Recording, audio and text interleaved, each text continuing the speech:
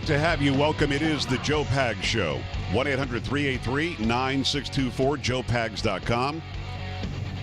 Facebook, Twitter, Instagram, email, it's all right there. Make sure you stop by. Love to have you. Love to have you do that. In a holding pattern for my good friend Dinesh D'Souza. I know that he was on the way to the airport, so we'll have him momentarily. As soon as I see that phone line light up, we'll go right to it. In the meantime, Nancy O'Dell, who has spoken about on that audio tape, and it really is audio. I mean, it ends up being video, but you actually can't see the guys saying the words, but you know who they are. It was assumed from the very beginning that Nancy O'Dell was the Nancy that Trump was talking about that he tried to get with, and she was married at the time, and then he showed her furniture stores or something. But she had a response to it today. Carrie, do you think that she needed to respond? No. But I know that she did. I mean, her last name wasn't ever mentioned, but you know what the media is like, and she's in that media group, and they went right at her and said, you got to give her, you got to say something, you got to do something. So she tweeted something out, and then she responded this way via video. And this is from Entertainment. Is she still on Entertainment Tonight? I honestly don't even know. No, I think she is. All right. Well, they're calling this an Entertainment Tonight exclusive, except not on Entertainment Tonight. I'm going to play it anyway, so here we go. Welcome, everybody. Well, before we get going tonight, I feel that it's very important that I address you all directly. As a journalist for 26 years now, it is my job to bring you news about others rather than turning the focus on myself. But by now, I'm sure that most of you have heard the audio tape, which became national news and part of the presidential race. My name was mentioned, and unfortunately, the release of it has thrown me in the middle of the political arena of which I didn't ask to be a part. Yeah, she's right about all that, except for the fact that it never says O'Dell. Now, I guess one can assume that it's Nancy O'Dell. That's Entertainment Tonight, or this was Access Hollywood at the time, right? Was she with Access Hollywood at the time? I'm not sure. I don't know. I honestly don't know. So again, I don't think that she had to do this, but if it makes her feel better to do it, and if she was the object of this conversation, then I'm okay with her doing it. I released a statement on Saturday, and I truly mean what I said. There is no room for objectification of women, or anyone for that matter, not even in the locker room. The conversation has got to change because everybody deserves respect, no matter the gender or setting. And as a mom, well, I have to add that our kids, especially our young girls, need to know that their hard work, their achievements, their intelligence, their heart are most important, and those things will not go unnoticed. I also want to take this time now to thank you, the viewers who so graciously open your homes to Entertainment Tonight every night. I have been flooded with your messages from around the world, and I so appreciate all of your kind words. I have been reading as many as I can, and they are completely renewing my faith that we all want a better and more inclusive society. So once again, I thank you all for your support. I mean, a better or more inclusive society. I'm not really sure what that has to do with anything. I get it. If I were the subject of somebody, on a national scale, somebody having a conversation, even if it was leaked from 11 years earlier or whatever, it's... I don't know that she had to do that. I don't know that she had to go there, that it turns into something about being inclusive, and then that kind of talk should never even be in the locker room. And I don't know. It's very interesting because those on the far left are the ones who keep on telling us about how we need to allow for this kind of marriage or that kind of sexual or these kind of gender identities and this kind of safe space because the snowflakes are all, feeling horrible about people saying words in society. We're being told what is the new acceptable, the new norm in America. At the same time, they're saying what you can and can't say when you think that you're in a private conversation. It's interesting. Look, I feel for Nancy O'Dell. She seems like a nice enough person. I don't know her. But I don't know that she had to do that. And it was almost like she was prodded to do it. And make sure you talk about inclusion. And make sure you talk about what should or shouldn't be said, whether it's private or not private. It's funny funny, not funny, that people like this, and I don't mean Nancy O'Dell specifically, but the media on the left and the politicians on the left have not freaked out anywhere near as much about Anthony Weiner. Carrie, am I wrong about that? I mean, Anthony Weiner No, you're not. Kept on taking pictures of himself in underwear and with less. his child in the bed. Got his little kid behind him. And the woman, it is not a Uma, stayed with him the entire time.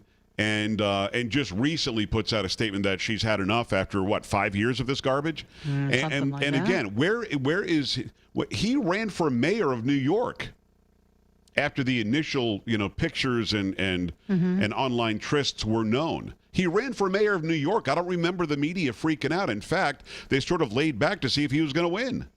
So, I understand a real outrage. I also understand feigned outrage. So it pretty interesting.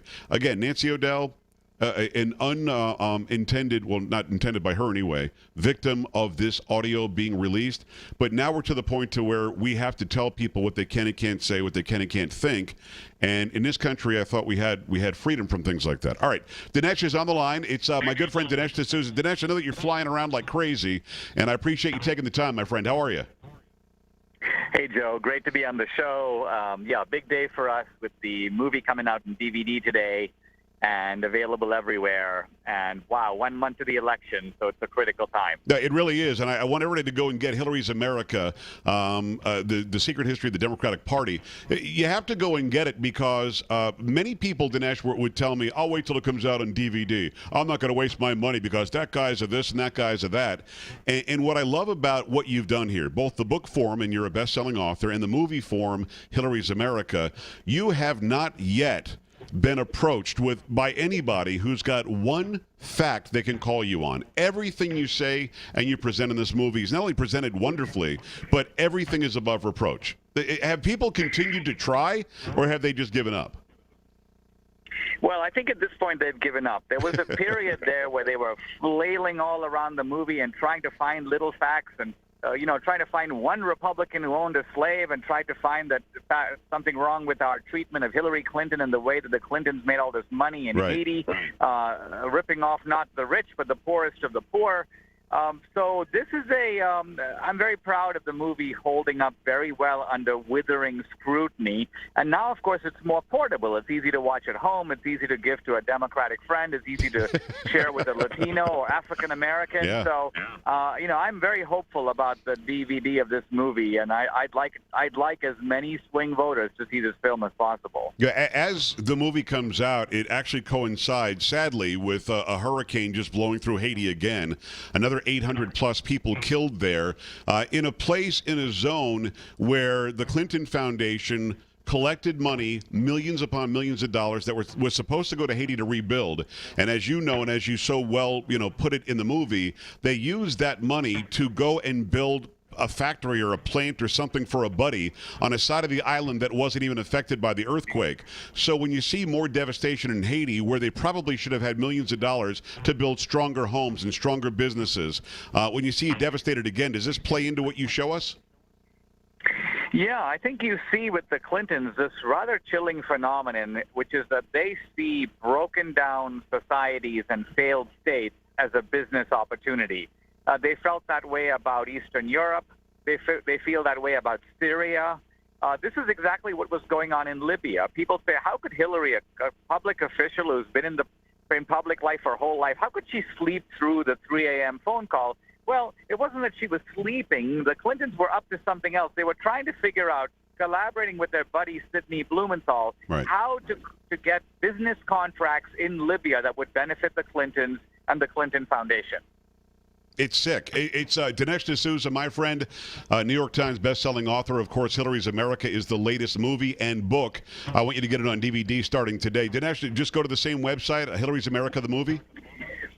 Hillary'sAmericaTheMovie.com. The film is now, it's great. It's in Walmart, it's in Target, it's in Costco, and of course it's available in all kinds of digital download from Amazon to iTunes. Pretty much any way you can get movies. I want to ask you about a story that I did yesterday. Many communities are changing from Columbus Day to Indigenous Peoples Day. And Indigenous Peoples Day is being supported generally by the left and by Democrats. You so well put it in this movie that Democrats put American Indians on the reservation. Democrats put black folks in the ghetto. Democrats put Hispanics and Latinos in the slums. Yet, in this day and age, they are trying to convince anybody and everybody that they're the savior of these people. How did they change the narrative like that, and how is it that so many people believe them, that they're the savior from the evil Christopher Columbuses of the world? Well, essentially what happened is that the Democrats figured out that the real money is not with the minorities. It's with the taxpayers. Right. Before that, through slavery and segregation, they were ripping off poor people by trying to steal their meager earnings. And that's what slavery is. You're forcing another guy to work for you for free. But starting in the 20th century and starting with FDR, continuing with LBJ, and now on to Obama and Hillary, the Democrats realized, wait a minute, the real money is with the hardworking guys in America who work jobs and earn money. If we can figure out a way to tap into that treasury, that's a bonanza. That's the Fort Knox we've been looking for. Right. And so to do this, they had to spin a narrative which blamed America. So if America's to blame, then America has to pay restitution. So they took all the crimes that they did, the Democratic Party did, and blamed them on America. And in this way, they could present themselves as the saviors who are coming now to help the minorities by collecting money on their behalf. Of course, most of the money stays with the people who collect it. Only a little bit trickles down to the inner cities, the people who supposedly it's being raised for. And of course, if it a little bit trickles down to the inner city, you can say, hey, look what I gave you. Don't forget to vote for me. Right. What the Democrats do is they collect money from other people and then claim the favor for themselves. So, for example, Hillary Clinton claims that she is giving free education or wants to give free education to millions of people. Now, she could, in fact, do that by tapping into the resources of the Clinton Foundation, which has collected $3 billion over the past several years. Wow. But she doesn't intend to put a single penny of her own money into this. Her idea is to use the taxpayer money to give free education for which she gets all the credit. It's amazing. Dinesh D'Souza's movie is Hillary's America. Go to Hillary'sAmericaTheMovie.com. Get your DVD. Go there and buy 5 and give 4 of them to your favorite Democrat or liberal, or give 4 of them to somebody that you know that might be a minority, and let people get educated about who it was that did these dastardly deeds to the people that they now say that they're championing for. I mean, it's the party of the KKK. It's the party of segregation. It's the party of Jim Crow. That's really what it is. It's the party of lynching. Dinesh, as you see more WikiLeaks information come out, that these emails that were hacked in the server, and you see Hillary Clinton saying that she's not down with everyday Americans, and you see her talking about how Saudi Arabia and Qatar are in fact financing ISIS, but she keeps on taking money from Saudi Arabia and Qatar. As you see leaks about how she looks at Bernie Sanders as somebody whose followers lived in the basement, a bunch of basement dwellers, and she looks at everyday Americans as stupid enough to where she can have a private thought and a public thought, and that's going to be okay. She's not going to be called out about it. Is all of this stuff sort of your movie coming to fruition in this election cycle? Well, what it's doing is it's spilling out the Hillary picture. It's all the stuff that you suspect about Hillary that you now realize she's actually doing. Right. So, for example, it seems very obvious that Hillary and the Hillary campaign have been collaborating with the media. And now you see, sure enough, they're coaching the Boston Globe. They're in bed with the New York Times. They're feeding questions to this guy. They've got Stephanopoulos in their back pocket at ABC News. Yep. So then the things that we do see in the public sphere, like Martha Raddatz can't contain herself. She starts debating Trump herself as if she suddenly became a surrogate for Hillary Clinton. All of that begins to make sense when you realize that this is actually bigger than we thought. And the corruption of the Clintons extends into the media, extends into academia, and as you pointed out, extends into the foreign domain as well. Well, in fact, Hillary Clinton and the media are one and the same. I mean, that was proven by what Martha Raddatz did at the debate. It was proven by the leak of this tape from 11 years ago. And it was proven by the fact that you and I have talked about this privately and publicly many times. Bill Clinton has never been called out for being the obvious predator that he is. And now he's being called out, and it took a Donald Trump to do it. Are you surprised that Trump brought those women the other day? He had to do it. His campaign was on the ropes. I think if he had not done that, the ship would have sunk. I think that, but on the other hand, you have to give Trump credit because of all the 17 guys in the Republican primary, I don't think any of the others would have had the guts to talk about Hillary defending a